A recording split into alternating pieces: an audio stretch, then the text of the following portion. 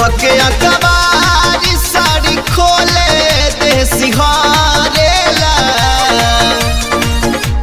धके अकबारी साड़ी खोले दे सिहारेला एरे सखी प्यार बड़ी पियावा हमसे करेला एरे सखी प्यार बड़ी पियावा हमसे करेला रात भाव उठावा के ओठ से रगड़ेला एरे सखी प्यार बड़ी पियावा हमसे करेला एरे सखी प्यार बड़ी पियावा हमसे करेला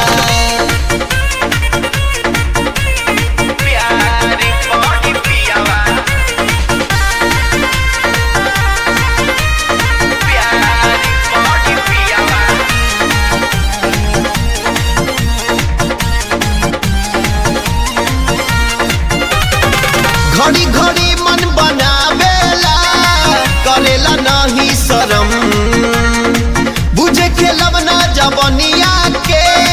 खेलत रहे हरदम घड़ी घड़ी मन बनावेला करेला नहीं शरम बुझे खेलब ना जवनिया के खेलत रहे हरदम दिल से हंसावेला न कबहू हमसे लड़ेला एरे सखी प्यार बड़ी पियावा हमसे करेला एरे सखी प्यार बड़ी पियावा हमसे करेला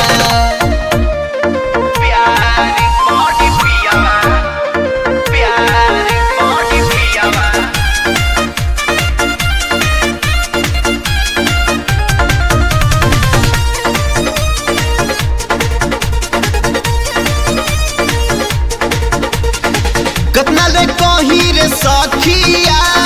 बिकी बेदर्दी के खीसा खोली के चोली पढ़ावे ले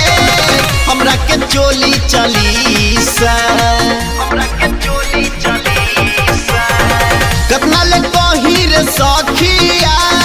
बिकी बेदर्दी के खीसा खोली के चोली पढ़ावे ले हमरा के चोली चलीसा सुनी सुनी बासुकी के मनवा भी हरेला एरे सखी प्यार बड़ी पियावा हमसे करेला एरे सखी प्यार बड़ी पियावा हमसे करेला।